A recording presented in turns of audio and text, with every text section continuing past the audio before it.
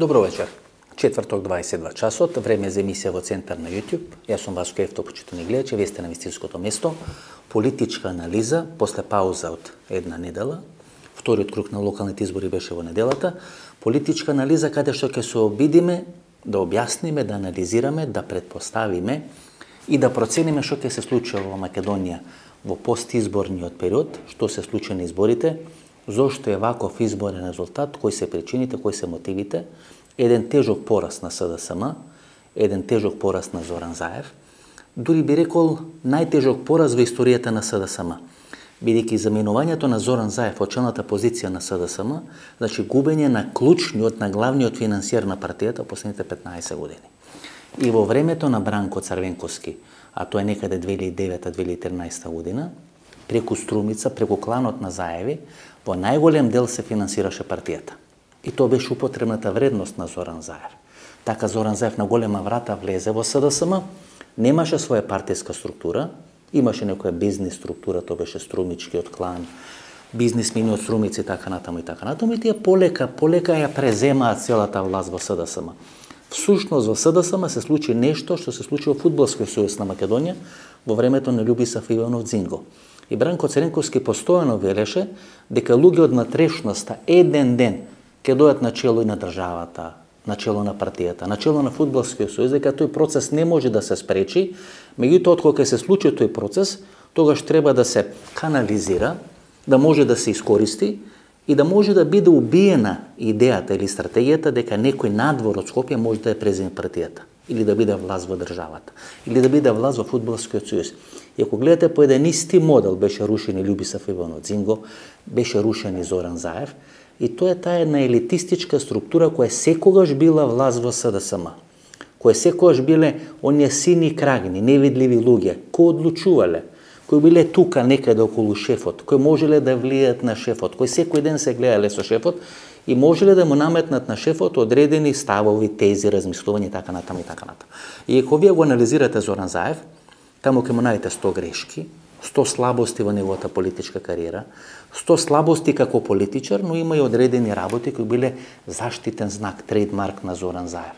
А тоа е дека имал голем коалиционен капацитет и дека имал комуникативна способност или дека имал големи комуникативни вештини. За разлика од сите во СДСМ, Зоран Заев немаше блокада да комуницира со членството.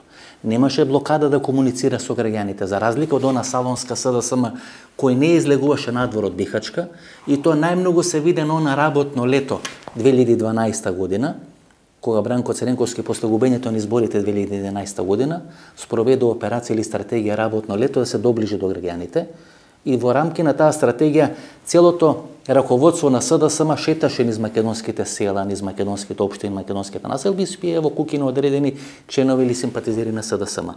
Тога се види дека Зоран Заев најдобро може да спроведе еден таков концепт. Што се случува со Зоран Заев последните 2 години? Се затвара сам во себе, се затвара во својот кабинет и има мал коалиционен капацитет.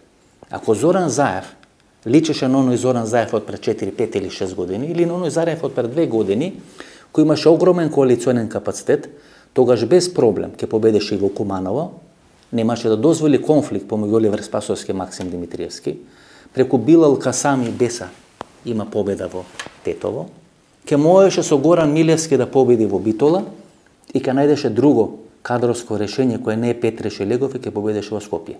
Ќе победеше во 4 главни општини или главни градови во Република Македонија. Овој Зоран Заев сега не личи на оној Зоран Заев од пред 2 или 3 години. И втората работа или вториот процес се затвори во кабинетот. Престана да комуницира со луѓе. Тоа го кажа сите, јас со Зоран Заев немаме комуникација. Последен пат во премиерски кабинет јас сум влегол 2005 година. Сум бил само на една средба кај Стео Пендаровски, претходно од 2004 година не бе влезен во претседателскиот кабинет. Во владата сум влегол 2 или 3 пати, што значи дека јас немам комуникација со тие луѓе. Што, например, говори многу лошо за демократијата во Македонија, бидејќи ако еден од највлијателните новинари во Македонија или новинар со најголеми бројки на гледаност во Република Македонија нема комуникација со претседател, нема комуникација со премиера, со клучни министри, тоа не говори добро за демократијата во Република Македонија. Не станува збор за Васко Ефтов, туку станува збор за одредени принципи. Новинари комуницираат со политичари. бидејќи тоа е брак од интерес, условно речено. Нормално да се комуницира. Вас ви требаат информации, нив им треба простор каде што може да ги пласира тие информации, да се појават на интервјуа, да ги критикувате, да ги масакрирате, да правите интервјуа со нив, да ги анализирате нивните потези, меѓутоа исто и така имаат тие право да се ги обден со своите потези. Овој Зоран Заев се затвори сам во себе. Не комуницираше со луѓе, не примал луѓе и не личеше на оној Зоран Заев кој беше градоначелник на Струмица и Зоран Заев од почетокот на мандатот како лидер на СДСМ и премиер на македонската влада. Кој направи Зоран Заев така драматично да се смени? Кој од најтесното обкружување на Зоран Заев му направи една таква стратегија, која е една класична харекири стратегија, една цунами стратегија која го издува од политичката сцена. Тоа треба да се одговори Зоран Заев сам на себе. На крајот на денот, Зоран Заев, ако направи одредена политичка анализа, кај е најдобар и кај е најслаб во своето политичко делување, секогаш бил најслаб на теренот на градот Скопје. Бидејќи Зоран Заев можел да победи Прилеп, можел да победи Гевгелија, можел да победи Битола, но во Скопје не бил никогаш прифатен. Кој му наметна на Зоран Заев својата клучна политичка битка за опстанок на политичката сцена, за продолжување на векот како премиер или како лидер на СДСМ, да ја води во градот Скопје? Еве и да речеме дека сгрешил со Петре Шилегов, а ја упорно тврдам дека има сгрешено со Петре Шилегов, и дека двете најголеми грешки на Зоран Заев се Петре Шилегов, Оливер Спасовски. Не говорам кадровски, туку како Скопје и како Куманово, бидејќи двата најтешки порази на локалните избори се случија, според мене, се случија во Куманово и во Гостивар. Во Гостивар бидејќи победи Арбен Таравари, тој во албанскиот политички кампус, бидејќи без Арбен Таравари, како риба на суво, како риба која диши на шкрги, би била коалицијата помеѓу ВМРО ДПМН и Зијадин Села, бидејќи тоа се рогови во вреќе кои не може да функционират, посебно сега кога партијата Левица е приврзок на ВМРО ДПМН, тешко е да се одржува на таква коалиција помеѓу Алтернатива, Алијанса на албанците и ВМРО ДПМН, пука по сите шавови, дека само Арбен Таравари може да ја спаси таа коалиција, бидејќи е поголем ВМРО-вец од Христан Мицкоевски од Александар Николовски, и затоа тој пораз во Гостивар е многу тежок политички пораз, и поразот во Куманово е тежок политички пораз. Поразот во Скопје се не го сметам за толку тежок политички, бидејќи СДСМ традиционално не владее во Скопје. Освен со победата на Петри Шилегов, досега во изминатите 30 години СДСМ немал градоначелник од своите редови кој бил начело на градот Скопје. Но поразот во Куманово е тежок политички пораз, бидејќи тој е бастион на СДСМ 30 години. И затоа велам, Петре Шилегов, Оливер Спасовски, веројатно се најтешките промашувања на Зоран Заев, кој всушност или де факто му запечатија политичката кариера. Меѓутоа проценката, вие да се борите, да обстанете на политичката сцена, на избори во Скопје, каде што традиционално сте најслаб, тоа е драматично политичко промашување. Драматично промашување на неговата пиар структура, на неговата пиар стратегија, на луѓето кои му го работат пиарот, кои му работат стратегијата. Знаете, многумина од вас ке речат, со самиот факт дека Зоран Заев рече дека кога ги изгуби изборите во Скопје ќе се повлече од политичката сцена, тоа беше знак за сите непријатели на Зоран Заев да се мобилизират и да го струшат од политичката сцена. Мислам дека тоа не одговара на вистината. Тие противници беа здружени пред таа изјава на Зоран Заев и пред почнување на локалните избори. Со таква изјава Зоран Заев се обиде да ги мобилизира своите членови и да ја мобилизира меѓународната заедница. Оставката на Зоран Заев во најголем дел е порака до меѓународната заедница. И ако Ципрас падна во Грција, Заев падна во Република Македонија, кој ќе го натера Александар Вучич да го решава косовското прашање? Бидејќи ова меѓународна заедница ги турка од власт сите кои решаваат одредени проблеми, кои решаваат одредени прашања. Така беше во Босна и Херцеговина. Каде Јадранка Косор, која го реши хрватско-словеничкиот спор. Сите кои биле вклучени во решавање на одредени прашања, биле пуштени низ вода како предавници на историјата. И на крајот на денот тоа се случи во Република Македонија. Затоа и она изјава на Зоран Заев, ако ги изгуби изборите во Скопје ќе се повлечи од политичката сцена, беше порака кон меѓународната заедница. Бидејќи знаете, вие имате две вета. И ако анализирате политичката кариера на Зоран Заев, тој има три такви слични политички испади или слични политички разврски. Првата беше 2013 година. Тоа е периодот кога се спроведува или кога се организира конгресот на СДСМ, и на тој конгрес на СДСМ Зоран Заев го наследува Бранко Цренковски. Има три кандидати: Зоран Заев, Игор Ивановски Шема и Зоран Јовановски. Зоран Заев поднесол во тек на кампањата за избор на нов председател на СДСМ, додека трае лобирањето, додека трае изборот на делегатите, додека траат подготовките за конгресот на СДСМ, Зоран Заев поднесува, односно се повлекуваат трката за избор на нов лидер на СДСМ, Радмила Шекеринска во странство, итно се враќа во Република Македонија, оди во Струмици го бедува Зоран Заев да се врати во трката за избор на нов лидер на СДСМ. Па повторно има оставка, тоа е 2019 година, после француското вето, дава оставка на премиерската функција, но не и на лидерската функција во СДСМ, се распишуваат предвремени избори, тој победува на тие избори на 15 јули минатата година, и третиот ваков политички потек или политички истав е ова оставка која поднесе во неделата. Оставка на функцијата премиер на Република Македонија и лидер на СДСМ. Значи дека тоа е карактеристично однесување на Зоран Заев. Дали тоа се должи на одредени емотивни реакции, дали се должи на одредена политичка промисленост, не знам, ќе покаже времето, дали е тоа порака кон меѓународната заедница, дали меѓународната заедница ќе ја свати пораката, дека едно нереформирано ВМРО ДПМН, една нереформирана партија која се уште е под контрола на Виктор Орбан, која се уште под контрола на Никола Груевски, која се уште под контрола на овие тајкуни кои се настанати во тие 11 години на режимот или владењето на Никола Груевски, владеат со таа партија, бидејќи таа партија, знаете, на терен помеѓу првиот и вториот круг покажа многу повеќе пари од тоа што го покажа СДСМ. Затоа и пресвртот не можеше да се случи. И Зоран Заев во својата завршна реч или обраќање пред своите симпатизери, членови и гласачите македонската јавност, кажа 2 или 3 работи. Дека многу пари влегле во кампањата на ВМРО ДПМН, дека има многу странски пари, дека дел од тие пари се поради финансиски причини, а дел од тие пари се поради политички причини и дека многу градежни фирми, мокни градежни фирми ја финансирале кампањата на ВМРО ДПМН. Меѓутоа тука се поставува клучно прашањето: дали во времето на Никола Груевски вие можевте да имате конфликт на симпатизери или членови на СДСМ и симпатизери или членови на ВМРО ДПМН, кои на македонскиот исток, во малите општини, малите места, можеле да доаѓаат во конфликт некаде 1 или 2 дена пред изборите, кога траат тие операции или процеси на подкупување, плаќање, давање пари, брашно и така натаму и така натаму.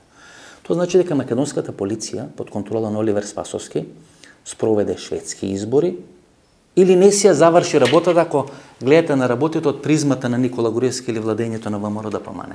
Знаете како се прави подкуп во одредена општина или како се даваат пари во одредена општина. На почетокот и на крајот на едно село или на почетокот или на крајот на една мала општина има полициска кола и на ова страна полициска кола. И внатре симпатизерите, членовите или екипите на СДСМ или на ВМРО ДПМН даваат пари. Од 16 до 18 илјади денари во одредени општини, како што Охрид или на македонскиот исток, биле плаќани пари по едно семејство. Значи некаде околу 200 евра, 16 до 300 евра, 16 до 18 денари, се плаќало по семејство да гласа СДСМ или ВМРО ДПМН. И ВМРО ДПМН покажа многу повеќе пари, покажа многу повеќе капацитет помеѓу првиот и вториот круг на изборите. И не се случи пресврт на изборите, бидејќи ВМРО ДПМН како опозиција имаше многу повеќе пари отколку што имаше власт. Така да сите тие приказни, дека пари од марихуаната, пари од дрогата, пари на лицето, ќе бидат истурени, со нив ќе се купат гласови, се распрсна ако мер од сапуница. Ако вамо се пари од марихуаната, ако се вамо пари од вицето, од каде се овие пари на ВМРО ДПМН? Само од Виктор Орбан, од српскиот свет, руски пари, одредени Балкани, бугарски пари, пари кои преку струга се носеа во Куманово, кои преку струга се носеа во Гостивар, кои преку струга се носеа во Скопје, нови градежни фирми кои се појавија во Република Македонија. Помислам дека министрите од СДСМ треба да излезат да кажат како помеѓу првиот и вториот круг енормно се зголемуваат приливите или дознеки на средства кои се користат во кампања на одредени градоначалници на ВМРО ДПМН. И тоа е јавна тајна, тоа сите го знаат. Не знам зашто молчат. Зошто молчат, бидејќи тоа се пари кои се дадени во таа кампања. И прв пат во овие 30 години се случува власта во Република Македонија, која ужива меѓународна подршка, која е 5 години на власт, кој располага со бомби, нели со специјална една обвинителство, кој може да прави се што сака, нели суди, обвинители, сите се на нивна страна, да покажат многу помалку пари на изборите во споредба со опозицијата, која беше на само еден чекор да биде банкротирана, која беше само на еден чекор да биде затворена. И гледате, имате случаи како Титаник, кои после 100 рочишта не може да почнат. Па нели ова хунта, нели ова режим, нели ова хунта и режим преку судството ги дисциплинираат сите политички противници? Како тогаш не може да спроведат еден судски процес ако има целата власт во своји раце? Очигледно дека овие луѓе немале целата власт во своји раце. Очигледно дека во структурата на Зоран Заев имало многу спијачи кои биле под контрола на Бранко Цренковски, имало многу луѓе кои не одговарале на задачите кои им биле поставени, кои немале капацитет да ги спроведат тие задачи, кои немале капацитет да ги спроведат тие операции. Се спроведува на вистина фер избори во Република Македонија, меѓутоа контрола на овие избори немаше власт, имаше опозицијата. И опозицијата победи убедливо, тежок пораз. Велам дека овој пораз е многу потежок од оној пораз на Бранко Цренковски 98 година, кога се смени за прв пат власта во Република Македонија. Бидејќи сега СДСМ не го губи само лидерот на партијата, не го губи само премиерот, туку го губи главниот финансиер. И СДСМ овие 5 години не создаде тајкуни од типот на Јордан Орце Камчев или луѓе кои се збогати од политиката како Сашо Мјалков со хотел Мериот, со бензински пумпи, со компании, авиони, камиони и така натаму. А олигархијата која е создадена во мандатот на СДСМ до 98 година не му е лојална на овој СДСМ, не му е лојална на Зоран Заев, туку му е лојална на Бранко Цренковски. Многу тешки денови доаѓаат за СДСМ и ако СДСМ оди вака сега ранет и раскоматен на предвремени парламентарни избори, при тоа изборот на нов лидер на СДСМ нема да се спроведи на Конгрес, туку со непосредно гласање на целото членство. Значи СДСМ во наредниот период, ако има предвремени избори, ќе треба прво да оди на гласање за избор на нов лидер, кој ќе биде со непосредно гласање на целото членство, па дури потоа со така избран нов лидер кој ќе нема време да се устоличи на чело на партијата, ќе треба да оди на предвремени избори. И сега почнуваат којните. На кого му одговара? Ајде прво да одговараме на едно по едно прашање, да можеме да го љупиме кромедот или љушпите на кромедот полека да ги љупиме, да ги љуштиме, за да можеме да дојме до суштината, до срцевината на тоа што ќе се случи сега во Република Македонија. На кого сега му одговара да има предвремени парламентарни избори? Само две личности сакат по секоја цена да има предвремени парламентарни избори. Првата е председател на државата Стео Пендаровски. На Стео Пендаровски како воздух му е потребно сега да има предвремени парламентарни избори. Зошто? Бидејќи јавна тајна е дека Зоран Заев и структурите блиски на Зоран Заев имат лоша комуникација со Стео Пендаровски. И дека ако Зоран Заев или структури блиски на СДСМ на Зоран Заев останат на чело на партијата, останат на чело на владата, и ако СДСМ остане на власт до 2024 година, ниту подразно не био кандидирале Стео Пендаровски за втор председателски мандат. И тоа Стео Пендаровски го знае. Затоа на Стео Пендаровски му одговара СДСМ да оди на предвремени избори, да изгуби на тие предвремени избори, ако остане структурата на Зоран Заев или луѓе блиски на Зоран Заев, или ако дојде на чело на СДСМ одредена структура која е блиска до Стео Пендаровски, да кандидира за втор председателски мандат 2024 година. Но на Стео Пендаровски во сите комбинации му одговара да има брзи предвремени избори, бидејќи тој е единствен носител на власта во моментот кој е легитимен и кој има нормална добра комуникација со меѓународната заедница. И втората личност на која ја одговара да има брзи предвремени избори е Христијан Мицкоски. Христијан Мицкоски е победник на изборите, а ја нема власта во свој раце. И тоа на некој начин личи на СФР Југославија, кога СФР Југославија беше мокна држава, држава која беше на чело на неврзаните, држава чиј глас се слушаше на меѓународната политичка сцена, но власта не беше во раците на Белград, власта не беше во раците на Југославија, туку власта беше во раците на републиките. Републиките, УДБА, структурите на УДБА, бизнис факторот, значи тие власти или целата таа власт беше во раците на републиката, Југославија беше само одредена цреша на тортата која фигурираше како мокна држава, но немаше власт. Ево таква позиција сега е Христијан Мицкоски. Што сега може да направи Христијан Мицкоски, освен да сврти на своите градоначалници? Ако му се лојални градоначалниците, ќе може да заврши работа. Ако не му се лојални градоначалниците, нема да може да заврши работа. Ако вие направите одредена анализа, ќе видите дека две имиња од чинелот на тие 40 на градоначалници на ВМРО ДПМН се извадени на површината. Не се извадени бидејќи тие има такви амбиции, а има такви амбиции, туку медиумите ги извади на површината. Едниот е Тимчо Муцински, кој победи во општина Аеродром, и втората е Даниела Арсовска, кој победи стана градоначалник на градот Скопје. Па погледнете го вокабуларот на Даниела Арсовска. Таа водела битка со две личности, со две структури, против кандидатот Петре Шелегов и премиерот во заменување Зоран Заев. И таа успела да го пензионира Зоран Заев. Значи не Христијан Мицкоски, кој губи од Зоран Заев 4 години, туку Даниела Арсовска го поразува Зоран Заев. Тоа е нејзиниот вокабулар, тоа е вечерта, изборната вечер и првата изјава која ја дава. Значи таа успеала да го порази Петре Шелегов, но политички да го пензионира Зоран Заев. Ако дава таква политичка изјава, тога се чувства победник на локалните избори во Република Македонија. Значи таа е новата власт, таа е победникот на изборите. И погледнете го Тимчо Муцунски. Тимчо Муцунски, освен 2 или 3 лежачки полицајци, во изминатите 2 недели да ви изјави како да е лидер на ВМРО ДПМН. Па има потреба од ново мнозинство, па има потреба од рекомпонирање на власта, па мора да се случи ново рекомпонирање на власта. Значи човекот место да решава комунални проблеми, се бави со висока политика. Тоа значи дека целата таа екипа која стоела за Тимчо Муцунски, која давала логистика, која давала пари, која давала пиар услуги, која давала секаква друга помош за победата на Тимчо Муцунски, која беше најубедлива победа на локалните избори, всушност го подготвувала Тимчо Муцунски да биде иден лидер на ВМРО ДПМН. И помалку се изненадени и разочарани, бидејќи нивната стратегија беше Тимчо Муцунски да победи во општен аеродром, но Христијан Мицковски да изгуби во Република Македонија.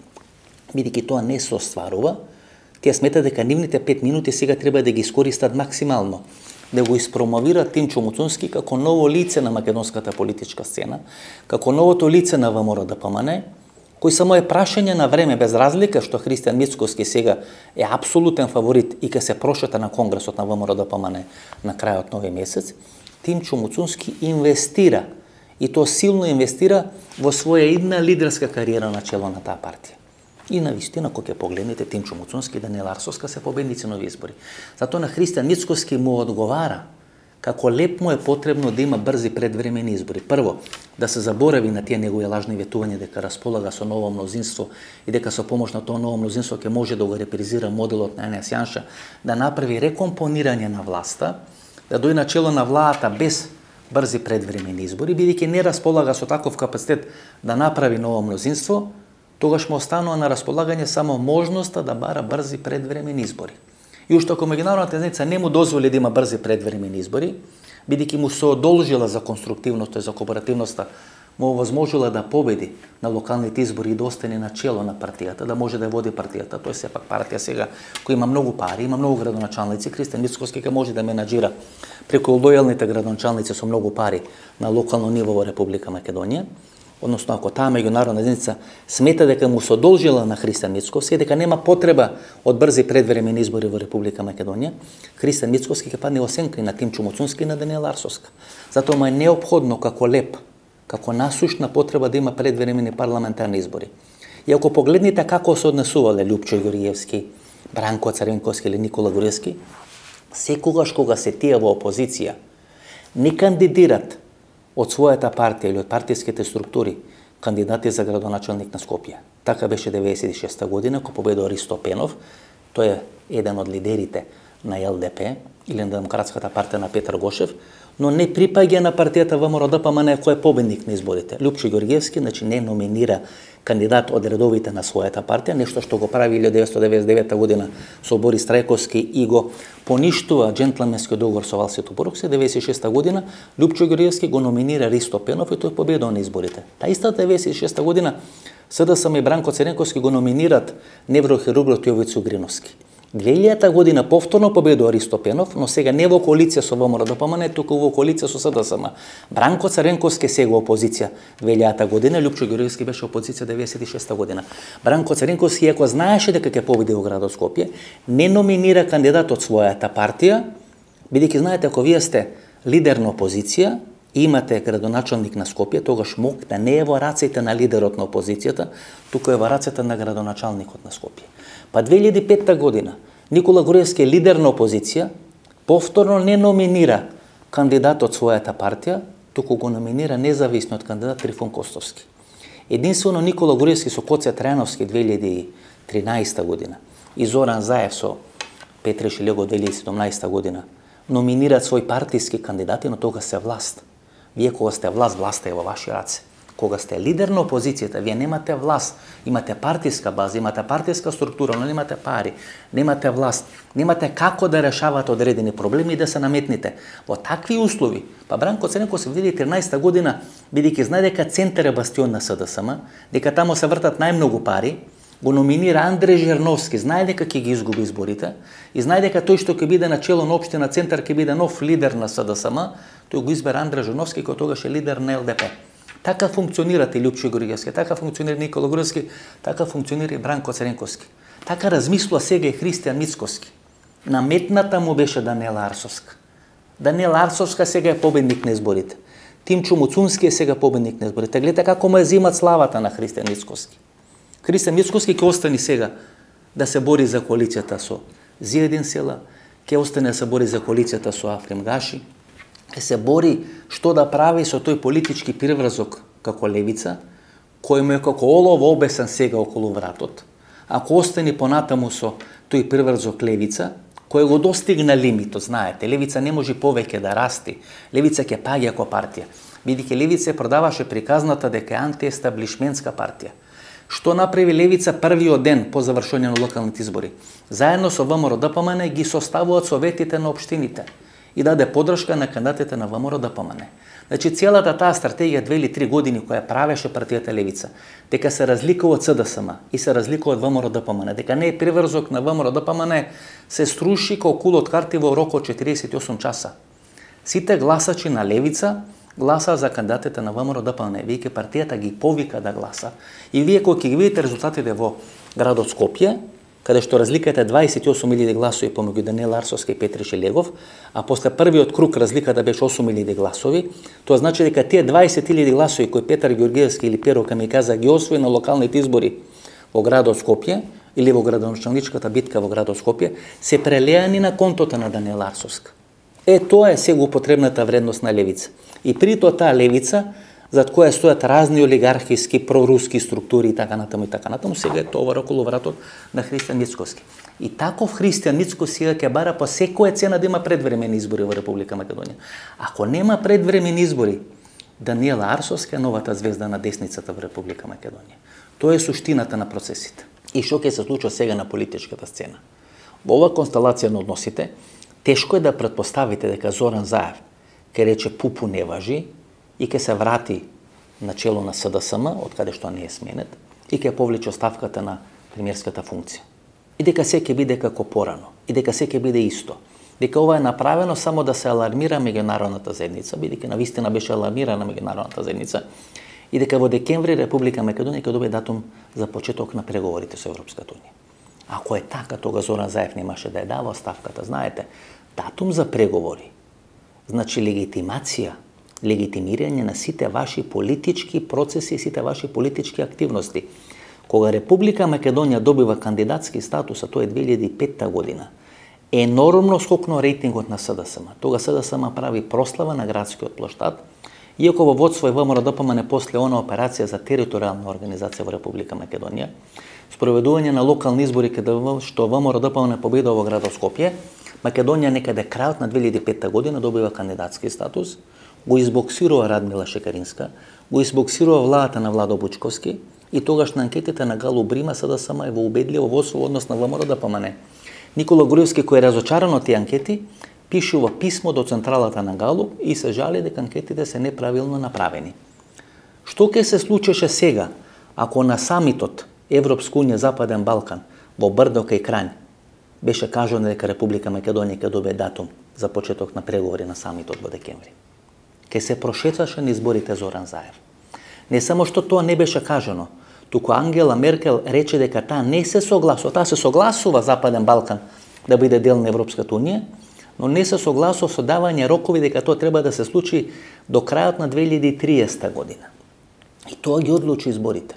Ние сега можеме да говориме дали се 15 жртви на модуларната болница, зошто Венко Филипче направи такви рестрикции, дали тоа ги иритираше луѓето, па кои се причини, дали е арогантноста на СДСМ, дали СДСМ што не вработувала, дека поради тоа СДСМ ги изгуби локалните избори, и сето тоа ќе паднеше во вода ако Зоран Заев и СДСМ има датум за почетокот на преговорите. Ке се прошетаа на изборите. Не можеше никој да им парира. И тоа е суштината на политичките процеси. Вие гледате како во еден или во друг правец може да работите во зависност од одредена одлука на меѓународната заедница. Дали тоа меѓународната заедница го направи намерно? Не знам. Знаете, има неколку искуства со меѓународната заедница, кога намерно прави одредени политички потези, прави политички потези преку луѓе кои важат за блиски на меѓународната заедница, за Македонија доди во еден или во друг правец. Тоа се случило 1998 година. Васил Тупурковски важал секогаш за проамерикански човек. Па дури на оние емисии, документарни серијали на BBC за смртта на Југославија, сите членови на тогашното председателство на СФР Југославија, од Стипе Месич, покојниот Бора Јович, Богоџи Богичич и така натаму, говори дека Васил Тупурковски има комуникацијата со Американската амбасада, дека Васил Тупурковски има комуникацијата со Вонен Цимерман, кој тогаш амбасадор на Америка во СФР Југославија. Секогаш важал за близок човек на Америка, близок човек на ЦИА. И тој човек на Америка го признава Тајван 1998 година. После признавањето на Тајван следува вето на Кина во Советот за безбедност на Обединетите нации, не се продолжува мандатот на ОНПД на македонско-косовската граница, оружјето кое е испразнато од албанските магазини стигнува во Косово и подоцна стигнува во Република Македонија, и тоа е вовед во војната криза или војниот конфликт 2001 година. Значи, гледате, намерно американски човек прави одредена одлука, со помош на таа одлука се става вета за продолжување на мандатот на сините шлемови помеѓу Македонија и Косово, и од протекторатот на Обединетите нации од Косово 2001 година сите војни структури, сите војни дејства се прелеваат на територија на Република Македонија. И кога сега ме прашате зошто нереформираното ВМРО ДПМН победува на изборите, вие секако не може да отфрлите таа можност дека делови на меѓународната заедница сакале да го донесат ВМРО ДПМН на власт во Република Македонија, за да имаат алиби да не и дадат датум за преговори на Република Македонија. Како вие ка дајте датум за преговори на Република Македонија, ако партијата која пред 3 години во извештај на Европската Унија сте ја дефинирале како заробена држава, или партија која успела да ја зароби државата, да се наметне на државата, сега таа нереформирана партија, бидејќи целата структура е иста, знаете. Па вие сега имате избрано градоначалници кои учествувале во тепачките, кои учествувале во немилите настани на 27 април. Тие градоначалници победија сега, тие кандидати победа на локалните избори во Република Македонија. Па Стефче Јакимовски беше ставен во домашен притвор да не може да влие на следоците во неговиот судски процес. Сега не само што не е во домашен притвор, туку стана градоначалник на општината, бидејќи во мандатот кој во претходниот состав беше градоначалник, сега против него се води судски процес. Тие луѓе се враќаат сега на власт во Република Македонија. Па која е првата фотографија и снимка на Даниела Арсовска која ја слави победата со Ленин Јовановски, водачот на Нокните волци, тоа е со оние моторџи, Нокни волци, кои имаат блиски релации со Нокните волци во Русија, кои се под контрола на Владимир Путин. Тоа се пораките кои се праќаат. Дали некој намерно од меѓународната заедница сака начело на државата да дојде едно нереформирано ВМРО ДПМН, за да имаат алиби да не и дадат датум за почеток на преговорите на Република Македонија, тоа е прашање кое времето ќе го даде одговорот. Можеби ние сите на Балканот ќе леземе полека во еден процес на политичка нестабилност, како што се случува во Република Бугарија. На 14 ноември ќе има трети избори во рок од 7 или 8 месеци. И после овие избори, според анкетите, повторно тешко ќе биде направена некоја стабилна влада.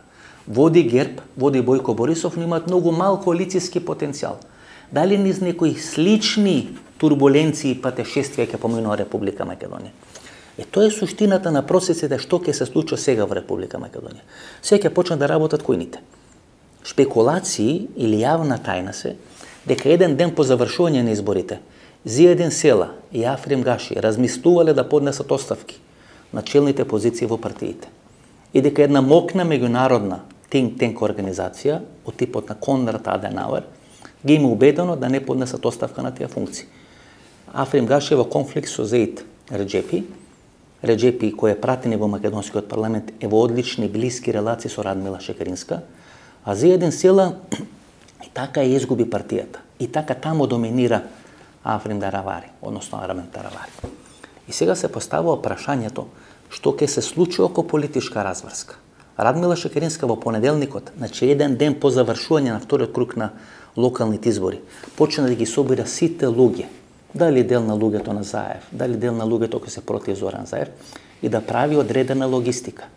Дали Радмила Шекеринска ќе може да се врати од нафталин и да биде премиер на владата и лидер на СДСМ, не знам. Меѓутоа, веќе неколку месеци шпекулира во јавноста дека Радмила Шекеринска и Стео Пендаровски ги поправиле своите односи, дека имат многу блиска соработка, дека имат многу блиска комуникација. Јавна тајна беше дека Оливер Спасовски и Радмила Шекеринска, кои постојано биле во конфликт, последните неколку месеци имат добри релации, имат добри односи. Натре во СДСМ сега ќе се случат тектонски процеси, ќе се случат тектонски поместувања. Се спомнуват неколку имиња. Дане Талевски, кој беше советник на Зоран Заев и сега амбасадор на Република Македонија во Брисел, односно во НАТО структурите или во НАТО алијансата. Па се спомна името на Венко Филипче. Гледате како тој човек на еден многу глуп начин се уништи својата политичка кариера. Во 2 наврети имаше максимален пик на рейтинг е македонската јавност. Тоа беше и минатата година, тоа беше и на почетокот на летото оваа година, кога почна масовниот процес на вакцинација. Тогаш се враќа од мртвите, повторно до одредени висини, до висини кои се многу големи за македонски услови, доаѓа неговиот рейтинг, неговиот пик. И наместо тогаш Венко Филипче се поднеси оставка на функцијата министер за здравство и да се подготвува да трча на локални избори за градот Скопје, бидејќи со таков рейтинг Венко Филипче ќе се прошеташе на локалните избори за градот Скопје и ќе беше наследник на Зоран Заев, природен наследник на Зоран Заев, бидејќи беше многу близок на Зоран Заев, бидејќи тој ги составуваше советничките листи во градот Скопје и преговараше со коалиционите партнери околу формирањето на одредени коалиции за овие локални избори. Значи, гледате каква мок му беше делегирана во рацете на Венко Филипче. Тој Венко Филипче не знаеше кога да скокне од бродот. Не знаеше кога да го напушти Министерството за здравство. Остана предоцна. Знаете, ако вие останете предоцна на бродот, тогаш или ќе потоните со бродот, или ќе ве згази бродот. Знаете, клучно е во политиката кога да скокнете од бродот или кога да останете на бродот. Венко Филипче тоа не го знаеше и затоа така заврши неговата политичка кариера. И тој се спомнал ко можен играч кој би дошол на чело на владата или би дошол на чело на СДСМ, и Петре Шелегов, кој има амбиција. Ако Радмила Шекеринска биде премиер на владата, Петре Шелегов да биде лидер на СДСМ. Гледате од едно такво лузерско друштво, вие треба да правите пита. Постојано е велам, вие пита правите тоа што имате. Сите луѓе кои се сега во политиката, во владата, треба да сватат и да разберат дека ако шефот си заминува, треба да се заменат сите тие. Дека веќе немаат кредибилитет да бидат на министерски, на политички функции или да бидат на чело на партијата. Бидејќи времето тоа го бара од нив. Треба да дојде на сосема друга екипа, сосема друга генерација, бидејќи ако првиот човек се заминува, тогаш веројатно се заминува екипата околу него. И тоа е суштината на политичките разврски кои сега ќе се случува во Република Македонија. Гледам во медиумите, во Македонија, надвор од Македонија, многу се врти името на Никола Димитров. Никола Димитров беше омилен дипломат и на Бранко Царенковски, омилен дипломат и на Никола Груевски. Дали преку Никола Димитров некој ќе се обиди да направи национално помирување во Република Македонија, не знам. Меѓутоа ми се чини врз база на сигналите што доаѓаат до мене, дека ниту партијата ДУИ би била среќена со Никола Димитров да биде премиер на македонската влада, а ако се сеќавате, преку Љупчо Нешков, кој е главниот гласноговорник на бугарската политика во однос на Република Македонија, газдата на БГНС, каде што се дават главните интервјуи, каде што се третираат тие македонско-бугарски односи, во едно телевизиско интервју за бугарската национална телевизија го пикираше, го означи токму Никола Димитров како главна кочница на решавање на спорот помеѓу Македонија и Бугарија. И ако вие Никола Димитров го промовирате како премиер на македонската влада, тогаш вие не сакате да биде решен проблемот помеѓу Македонија и Бугарија. Од друга страна, можеме работите да ги анализираме од еден сосема друг контекст. Стео Пендаровски и Никола Димитров 2001 година беа советници за национална безбедност на Борис Трајковски. Никола Димитров заминува на функцијата амбасадор на Македонија во Соединетите Американски држави и на таа функција го наследува Стео Пендаровски. Значи, советниците за национална безбедност во војната 2001 година, војна која Република Македонија според рамковниот договор ја изгуби од учека структурите во Република Македонија, замислите едниот ќе биде председател на државата, а вториот е кандидат потенцијален да биде премиер на владата. Значи, гледате како странците меѓународната заедница ги враќаат во игра. Никола Димитров беше во Холандија, го вратија, го ставија во шарената револуција, беше министер за надворешни работи. Како министер за надворешни работи го потпишува Преспанскиот договор. Тоа се двата клучни договори, гледате, внимавајте почнете да гледате. Двата клучни договори кои американскиот председател Џо Бајден ги посочува како клучни за еднината на Република Македонија.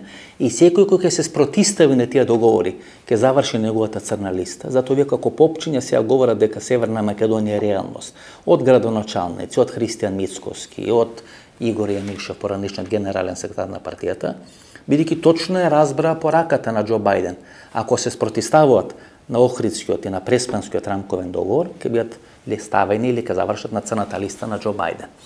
Тој Никола Димитров сега го враќаат во игра, бидејќи двата договори кои се потпишувани во Република Македонија, а тој е рамковниот договор 2001 година и тој е Преспанскиот договор, тој е активен фактор во потпишување на тие договори.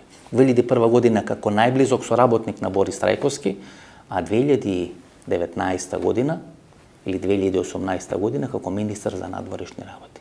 И тоа се сега кујните. И ние се ќе гледаме што тие кујни ќе прават на македонската политичка сцена. Сега брат на брат ќе тргне. Врие и во власта, врие и во опозицијата. Ова е сега некоја затишје пред бура. Сите фаќаат одредени позиции, фаќаат стартна позиција и со помош на подобра стартна позиција сакаат да го остварат своите амбиции или своите цели, да дојдат на чело на владата, на чело на партиите, било во власта, било во опозицијата. И ова ќе биде еден турбулентен период каде што ќе биде едно од највалканите војни политички кои се случувале во Република Македонија, каде што нема да се знае кој пие, кој плаќа, кој коси, кој вода носи. Ке следува еден многу интересен период. Тука сме ние со емисијата во центар и сите тие процеси ќе ги анализираме и ќе ви ги соопштуваме за да можете да разберете во кој правец работите, бидејќи имате право да знаете вистината. Знаете што претходеше на локалните избори во Република Македонија? Анкети кои покажуваат драматично намалување на довербата на македонските граѓани кон НАТО и кон Европската унија. И тоа е сосема разбирливо, поради непринципиелната политика првенствено на Европската унија. Навистина Македонија стана членка на НАТО после решавање на спорот со Грција и потпишување на Преспанскиот договор. Меѓутоа, почитувани гледачи, да не се лажеме.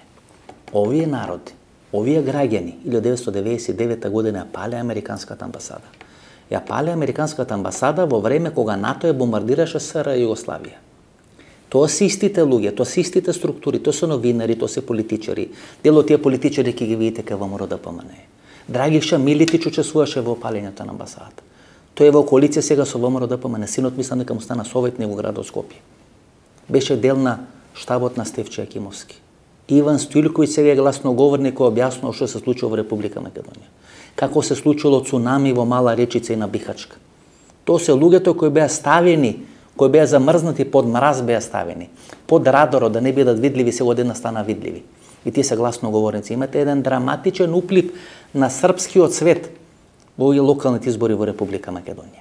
И имате непринципиелна Европска унија, која става два пати вето, од која веќе Република Македонија го смени своето име. Република Македонија направи се, го смени името, влезе во еден процес на мачни, болни, валкани преговори со Бугарија и имате две драматични, со три драматични вета. 2019 година е француското вето и 2021 година се двете бугарски вета.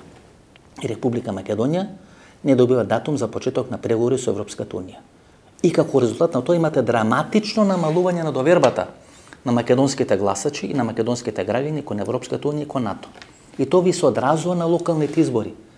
Секогаш кога е СДСМ на власт, ако има намалување на довербата во НАТО и Европската унија, СДСМ ги губи изборите.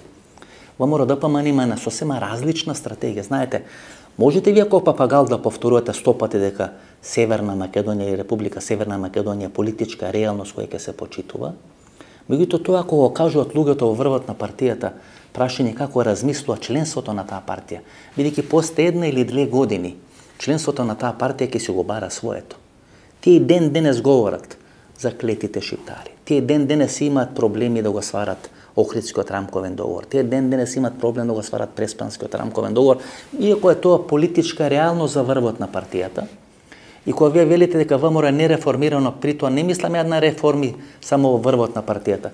Членството на партијата секога станува камел околу вратот на лидерството на таа партија. И Никола Груевски дојде на власт во Република Македонија 2006 година како технократ кој треба да ја реши или да ја спаси македонската економија. И после 2008 година, значи само 2 години издржа да не спомнува политички и националистички прашања, заврши во националистички води. И сега е во политичка азил во Будимпешта, каде што јади гулаш 3 пати на ден. Слично нешто ќе му се случи на Христијан Мицковски. Таму имате одредено живо тело, одреден организам кој функционира и без раководството на партијата.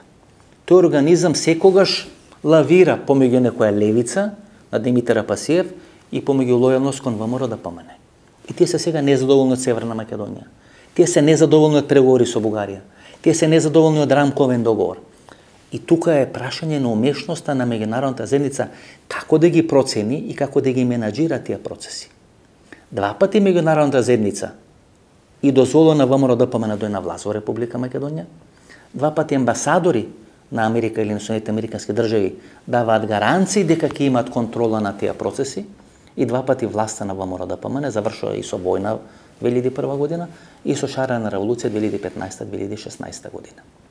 И сега имаме начело на калето или на американската амбасада во Скопје, Кейт Мири Бърнс, кој е амбасадор или амбасадорка од типот на Джилијан Миловановиќ. Джилијан Миловановиќ беше амбасадорка на Соединените американски држави која гарантираше за Никола Груевски, кој беше наклонета на Никола Груевски. И во тој почетен период на Никола Груевски, кога тешко можеше да формира влада и мораше да направи влада со НСП на Тито Петковски, токму Джилијан Миловановиќ е главниот архитект на формирање на таа влада. 2 години подоцна Никола Груевски убедливо победи на изборите и ја бетонира својата власт. И истите Соединените американски држави преку шарена револуција мора да го уршат од власт Никола Груевски. Кейт Мири Бърнс е веќе повеќе од 2 години на чело на американската амбасада. Доаѓа летото од 2019 година. Освен двајца амбасадори, тој е Джес Бейли и мислам дека е Пол Волерс, сите останати амбасадори имаат 3 годишен мандат во Република Македонија. И Кристофер Хил, и Мајк Хајник, и Джилијан Миловановиќ. Виктор Комрас има 2 годишен мандат. Значи сите тие имаат 3 годишен амбасадорски мандат во Република Македонија. Ако Кейт Мири Бърнс има 3 годишен мандат, мандатот ќе истече летото идната година. Кои се 2 работи што ќе се памтат во мандатот на Кейт Мири Бърнс? Затворено е специјалното јавно обвинителство. Тоа се затвора само 1 или 2 месеци после доаѓањето на Кейт Мири Бърнс на амбасадорската функција во Република Македонија и враќање на режимот на Никола Груевски на локална власт во Република Македонија. Дали на амбасадорка која сака да гради дипломатска кариера, ќе си дозволи незиното портфолио да биде запишано со такви 2 активности или такви 2 политички разврски, да го затвори специјалното јавно обвинителство или да биде затворено во нејзин мандат специјалното јавно обвинителство, а тоа беше клучниот проект на Соединетите американски држави да расчисти со заробената држава. Гледате, судски процеси се влечкат по 3 по 4 години. 100 рочишта се одложени на Титаник. Се нема контрола врз судските процеси во Република Македонија. Вие треба да формирате специјален суд и тоа не може да го направите, специјален суд кој што брзо, по кратка постапка, на брза лента ќе ги решава судските процеси, бидејќи сте го укинале специјалното јавно обвинителство. Мафијата 2019 година покажа дека е посилна од власта на Зоран Заев. Го растури специјалното јавно обвинителство. Избрана е она нестрекна Катица Јанева. Избран е она нестрекен Боки 13 да го растурат специјалното јавно обвинителство. Се сеќавате на оно интервју со Ларис Гајзер од Лаверита. Па тогаш првпат ви кажувам, тогаш јас првпат почнувам да газам против овие процеси, кој велам јас не сакам да бидам, јас не прифаќам да бидам новинар на мафијата. Мафијата победи сега на локалните избори. Да, Христијан Мицковски и ВМРО ДПМН добија 40 градоначалници, јас им честитам по 10-ти пат. Меѓутоа парите се на мафијата. Тоа се тие мафијашки, тајкунски структури кои 11 години во власта на Никола Груевски правеа милиони и милиарди и сега дел на тие пари искористија за победа на локалните избори. Но што прави Калето? Тој како еден раштимуван оркестар, што прави Кейт Мири Бърнс? Во нејзин мандат е растурено специјално јавно обвинителство. Во нејзин мандат се покаже дека мафијата е посилна од власта на Зоран Заев. Дека власта на Зоран Заев нема капацитет да се спротистави на таа тајкунска структура. Тоа Зоран Заев сам го кажува вечерта кога поднесе оставка на премиерската функција, лидерската функција во СДСМ. Дека опозицијата покажала многу пари добиени од странство и пари добиени од одредени тајкунски структури во Република Македонија. Кейт Мири Бърнс ке си замина од Република Македонија со враќање на ВМРО ДПМН, кој требаше да ја расформират како партија. Затоа е отворен случајот Талир на незаконско финансирање, на перење пари, на заробена држава и така натаму и така натаму. Тоа ли ќе биде портфолиото на Кейт Мири Бърнс? Со керката на Чичко Глишо, кој му го заврши факултетот на Никола Груевски, ќе оди по дадари, по мадари, по фризери во Република Македонија. Па масалоте, па вие не сте дојдени за тоа. Па вие дојдовте од Грција во Република Македонија. Вистина сте именувани и номинирани во мандатот на Доналд Трамп, меѓутоа вие не успеавте ниту односите помеѓу Македонија и Грција да ги издигнете на повисоко ниво. Бидејќи Грција требаше да биде стратешки партнер на Република Македонија. Бидејќи тоа беше стратегијата и филозофијата, Грција да стане стратешки партнер и да го спречи или да го намали влијанието на српскиот свет во Република Македонија. Таа структура на КОС, на УДБА, која е исклучително мокна во Република Македонија. И кога вие ме прашувате што е длабока држава, па вие видовте на локалните избори што е длабока држава. Таа длабока држава секога се активира кога треба да се регулират односите помеѓу Скопје и Софија. Па Бранко Црвенковски е човек кој подобро нема да прави ништо отколку да седне нешто да заврши да направи. Одеднаш Бранко Црвенковски активно се вклучува во сите процеси. Што го натера Бранко Црвенковски да се вклучи во сите процеси? Што мака имаше Бранко Црвенковски да се вклучи во сите процеси? Видите, тој е човек кој градеше 30 години кариера на невидлив. Човек кој ги влечи конците, кој глуми некој американски амбасадор, кој функционира на таков начин што ги кара спротивставените структури, тој не се меша, на сите структури им ветува една иста работа и тие структури се во перманентен конфликт. Така функционираше Бранко Црвенковски. Се до овие локални избори, кога мораше сам да се вклучи во блатото, сам да влезе во калта и да учествува во процес на рушење на Зоран Заев.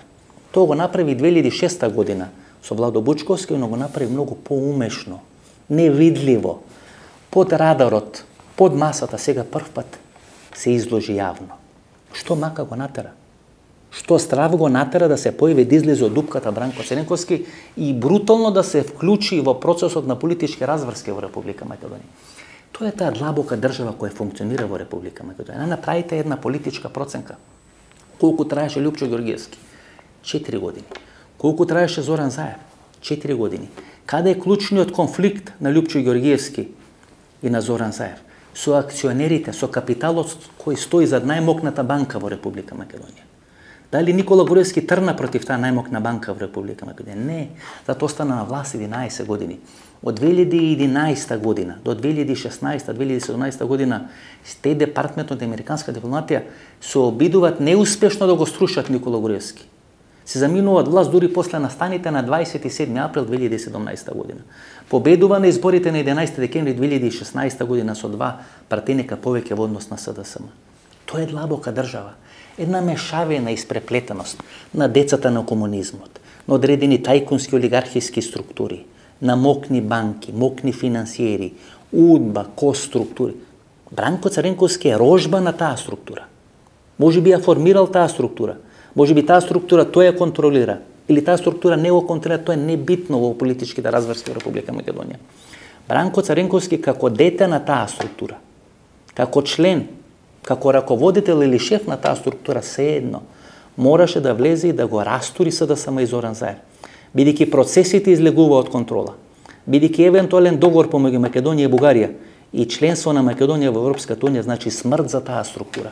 Затоа беше рушен Владо Бучковски и беше рушен по истото сценарио како што е рушен Зоран Заев. Веројатно Зоран Заев ги исплаши со нешто. Имате сега два процеси. Зоран Заев се поднесо оставка. Зоран Заев кој се поднесо оставка исплашен од можните политички разврски во Република Македонија и при тоа не личи на оној Зоран Заев кој ги пукаше бомбите. Зоран Заев кој го решаваше спорот со Грција. Зоран Заев кој ги стави во затвор двата клучни олигарси во Република Македонија, Сашо Мелков и Јордан Орце Камчев. Овој исплашен Зоран Заев не личи на оној Заев од пред 6 месеци кој ги ставаше во затвор или во притвор и Сашо Мелков и Јордан Орце Камчев. Од друга страна е исплашена ова олигархиска структура, ова длабока држава во Република Македонија, која сега брза по секоја цена да направи преврат на политичката сцена, да направи пресврт на политичка сцена. При тоа не е битно дали ќе дојде на власт Христијан Мицковски, некој друг Христијан Мицковски. Битно е да биде спречен процесот на нормализација на односите со Бугарија. Ако биде спречен процесот на нормализација на односите со Бугарија, Македонија не станува членка на Европската унија. Тоа е суштината. И тоа беше конфликтот, драматичниот конфликт кој нас не се случи на овие избори. Ова е втор обид за рушење на владата на Зоран Заев. Сега Зоран Заев сам се сруши владата. Првиот обид беше бегството на Сашо Мјалков. Тоа се случува раната пролет оваа година. 12 години казна за Сашо Мјалков, од судија кој ја рушеше А1 телевизија, прито тој модел или тоа клопко на А1 телевизија и денес остана неразјаснето. Не се отвори тој процес. Јавна тајна е дека судиката која ја пресудува на А2 телевизија беше блиска до Бранко Цренковски. Дека нејзиниот сопруг беше вработен во Агенцијата за разузнавање од луѓе блиски на Бранко Цренковски. Бранко Цренковски не можеше да му дозволи на Велја Рамковски да се кити со перијата, дека е носител, фронтмен на процесот на рушење на режимот на Никола Груевски. Посебно што истиот тој Велја Рамковски, поради одредени кредити, одредени американски кредити, влезе во конфликт со најмокните банки во Република Македонија. Секој што ќе влезе во конфликт со најмокните банки во Република Македонија, завршува многу неславно на македонската политичка сцена. И Лупчо Ѓорѓиевски, и сега Зоран Заев, Велја Рамковски, секој што ќе влезе во конфликт со мокните банки во Република Македонија, неславно завршува на македонската политичка сцена. 12 годишна затворска казна. Иако има некој политички договор да биде 4 или 5 години таа затворска казна, да може да се брани од домошен притвор Сашо Мјалков или од слобода да се брани, да учествува во процес на можни политички разврски во врвот на ВМРО-ДПМН, некој одлучува или дава налог на Сашо Мјалков да му се стави затворска казна или да му се пресуди затворска казна во трајање од 12 години. И некој му јавува на Сашо Мјалков дека затворската казна ќе биде 12 години. И тоа е причината за бегство на Сашо Мјалков. Значи, намерно му давате затворска казна 12 години, му јавувате дека таа затворска казна ќе биде 12 години и тој бега од Република Македонија. Или се крие пред органите на прогонот во Република Македонија. Тогаш требаше да падне владата на Зоран Заев. Тоа е дел на исто сценарио. Тоа е дел на еден исти ракопис. Значи, некој дава налог, некој руски, српски свет, длабоката држава во Република Македонија, дава налог да биде таква затворска казна Сашо Мјалков, не дека не го сака Сашо Мјалков, не дека го мрзат Сашо Мјалков, напротив, тоа беа луѓе од списокот од тефтерчето на Гордан Енкуловски на Сашо Мјалков, туку да направат се Сашо Мјалков да избега од Република Македонија, да се случи пат на владата на Зоран Заев. Тој Зоран Заев, кој со крвави очи пред владата имаше пресконференција каде што ќе се закане дека ќе му го плени имотот на Сашо Мјалков, и овој Зоран Заев кој си поднесе оставка во неделата на премиерската и лидерската функција во СДСМ се два различни лика. Тој беше Зоран Заев кој се бореше. Тој беше Зоран Заев кој беше подготвен да стави глава под секира за да може да расчисти со тајкунската структура, со криминалната структура во Република Македонија. Овој Зоран Заев на првиот пораз како премиер се повлече од функцијата. Што се случува во овие 7 месеци со тој Зоран Заев? Кој го има исплашено, кој го има разубедено, кој му има растурено целата структура. Лете, целата структура му се растури како кула од карти. Венко Филипче беше задолжен за изборите во Охрид. Ги изгуби изборите во Охрид. Лупчо Николовски, шефот на штабот или генералниот секретар на партијата беше задолжен за изборите во Битола, ги изгуби изборите во Битола. Благој Бочварски беше задолжен за изборите во Кочани, ги изгуби изборите во Кочани. Бојан Маричев беше задолжен за изборите во Карпош, ги изгуби изборите во Карпош од Стефче Кимовски. Значи, најблиските соработници на Зоран Оливер Спасовски ги изгуби катастрофално изборите од Максим Димитриевски во Куманово. Значи, најблиските соработници на Зоран Заев, кои се ставени помеѓу првиот и вториот круг да бидат шефови на штабовите овие клучни градови Република Македонија, ги изгуби изборите. Како тие сега ќе се кандидираат да бидат наследници на Зоран Заев? Како сега тие ќе можат да барат легитимитет да бидат наследници на Зоран Заев? Но велам, тој Зоран Заев, кој тамо некаде раната пролет ги стави во затвор Орце Камчев и Сашо Мјалков и со крвави очи најави дека никој нема да ја руши неговата влада, и овој Зоран Заев се две различни личности. После апсењето на Јордан Орце Камчев и на Сашо Мјалков, Зоран Заев дава уште еден предлог. Уште една работа која мислам дека не и се допадна на длабоката држава во Република Македонија. А тоа е да биде формирана после сите избори голема влада помеѓу СДСМ и помеѓу ВМРО-ДПМН. Па ако СДСМ победи на изборите, премиерот да го дава СДСМ, а министерот за надворешни работи да го дава ВМРО-ДПМН, а ако е обратно, тогаш премиерот да го дава ВМРО-ДПМН, а министерот за надворешни работи да го дава СДСМ. Нешто слично на големиот модел на формирање на влада на социјалдемократите и демохристијаните во Сојузна Република Германија. Ако таква влада и тој концепт беше спроведен, тогаш длабоката држава немаше шанси да се спаси во Република Македонија. Тогаш разни разузнавачки, компрометирачки материјали, удби, кос, банкарски кредити и така натаму, со кои ве уценуваат, со кои ве држат под контрола, немаше да вредат 5 пари, бидејќи двете партии ќе беа долгорочно во власта. Немаше да зависат од банкарски хипотеки. Немаше да зависат од одредени снимени телефонски разговори, разни компрометирачки материјали. Тоа се двете работи кои Зоран Заев ги направи раната пролет и тие две работи му дојдоа до главата. И додека Зоран Заев се фокусираше на два процеси кои му одзема енергијата во текот на оваа година, а тоа беше првиот избор на лидер на СДСМ со гласање на целото членство и потроши 2 или 3 месеци во текот на пролет оваа година и тој беше првиот избран председател на политичка партија во Република Македонија со гласање на непосредното членство и спроведување на пописот во Република Македонија. После 20 години ние спроведовме прв пат попис во Република Македонија. Длабоката држава работеше на терен. Активира и Ќоро Исакато. И тука не е само Бранко Црвенковски, учени гледачи. Бранко Црвенковски само е врвот на ледениот брег. Нешто што е видливо и кој јас го фокусирам и потенцирам за да ви покажам кој се има влезен или е вклучен во овој процес на менување на власта во Република Македонија. Тие структури се и во ВМРО, тие структури се и во СДСМ, тие структури се во сите политички партии. И тие структури владеат со Македонија од 1944 година. Тешко е да ги растурите тие структури, бидејќи тие се амалгирани. Постоењето на државата и постоењето на длабоката држава е еден исти процес. Тие смета државата ко своја собственост. Не може некое селјаче од Муртино или Струмица да дојде и нив да им ја земи државата. Не може еден политички аутсайдер како Владо Бучковски да дојде и да им ја земи државата. Не може да одлучуваат во име на државата тие кои не се избрани од оваа длабока држава. И ние кога говориме за длабока држава, во Соединетите американски држави, никош не сме си го поставиле прашањето, а која е длабоката држава во Република Македонија? Обвинители, судии, МВР, тајни служби, полиција, техуни, олигарси. Па кој ги формира нив? Од каде потекнува тие? Кои се децата на комунизмот? Гледате како децата на тие стари комунистички структури сега се најблиски соработници на странските служби во Република Македонија. Тие се длабока држава. Тие се Сорос структура во Република Македонија. Тие се 70 години на власт во Република Македонија. Влакно не им фали дали е ВМРО или СДСМ на власт. И сите како на копче се активираат. Гледате, тие дури не се ни бунеа за договорот со Грција, бидејќи знаат дека таму е стапната американска нога. Никој од нив немаше ништо против преспанскиот договор. Да, разликите беа зошто не е ерго омнес и критиките беа зошто не е ерго омнес, а не е само за внатрешна употреба тоа име. Меѓутоа, гледате како на копче се активираат сите по команда, по телефонски именик, секојаш кога ќе дојде до договор помеѓу Македонија и Бугарија. Секојаш кога ќе дојдеме до фаза да има договор помеѓу Скопје и Софија, што значи гаранција дека Македонија ќе стане членка на Европската унија, се активира оваа длабока држава. И таа длабока држава функционира. Јордан Орце Камчев, кога е прв пат приведен, има 85 или 86 телефонски повици од суди од македонското судство. Па нели е хунта и режим?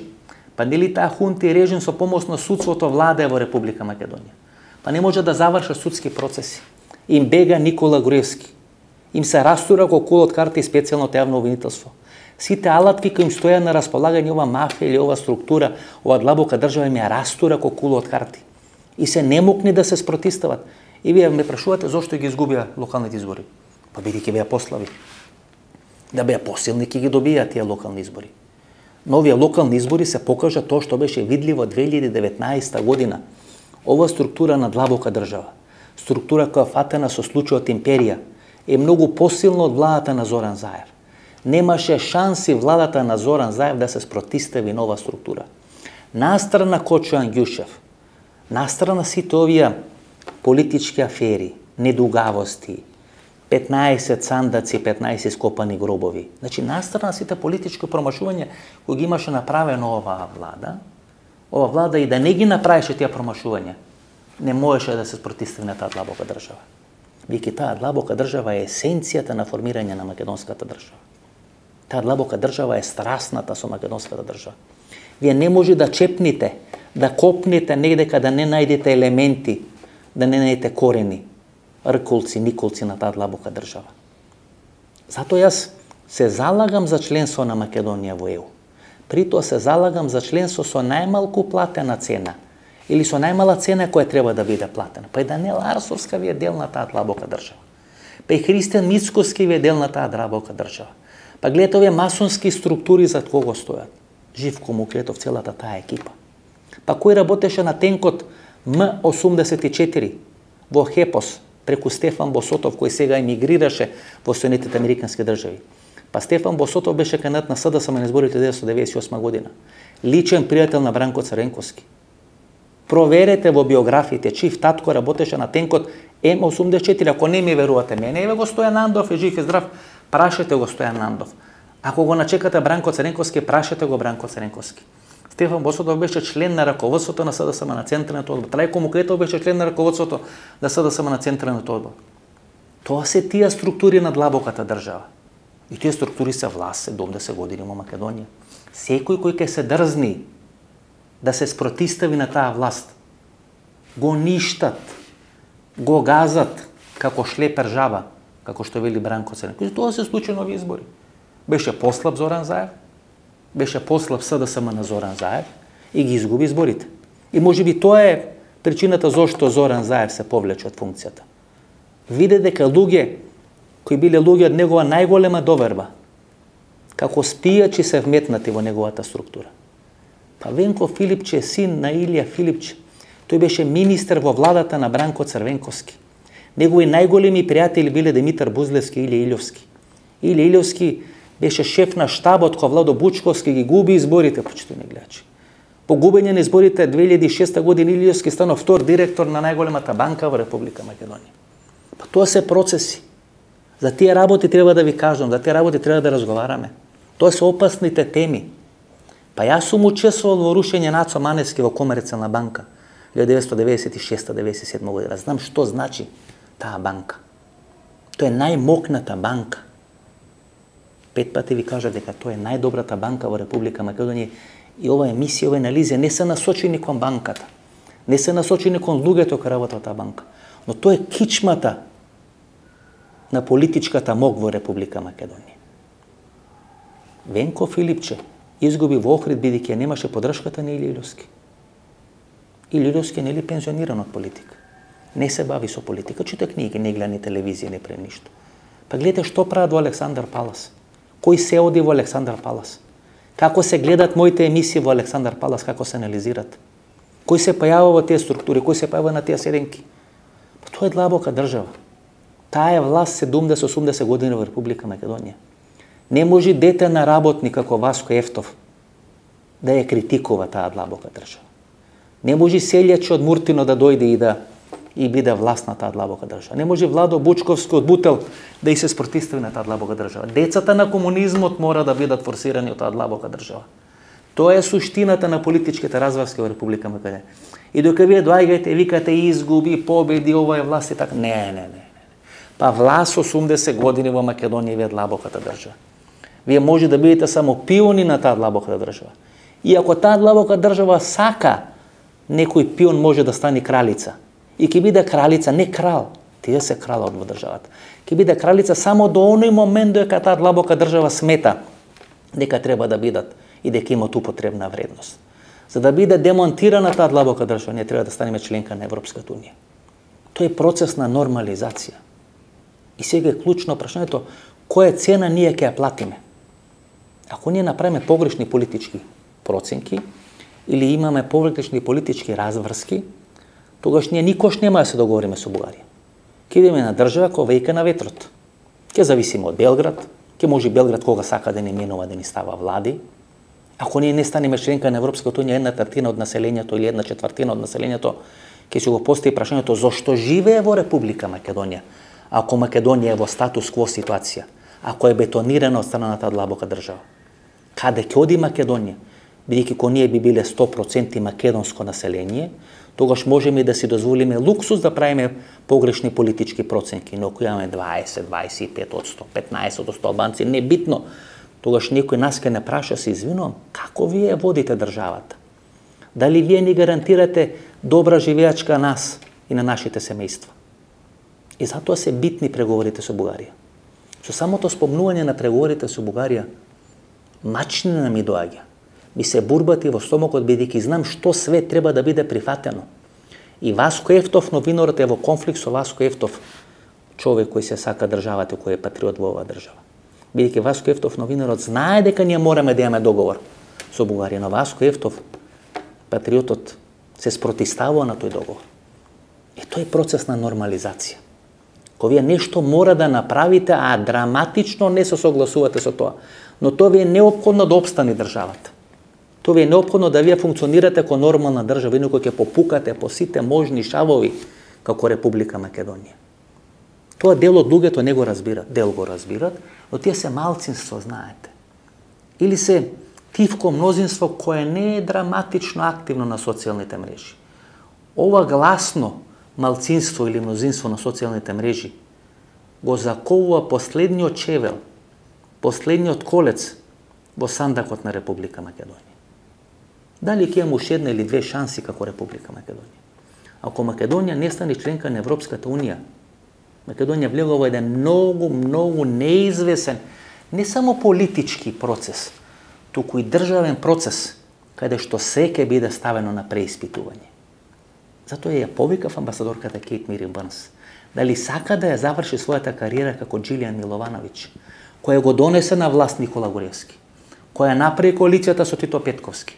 Па истиот Тито Петковски сега дава ни риба ни девојка изјави, заедно со Горан Милевски, бидејќи јавна тајна дека таткото на Јордан Орце Камчев и Илија Камчев и Тито Петковски работеле за иста адреса, работеле за иста структура.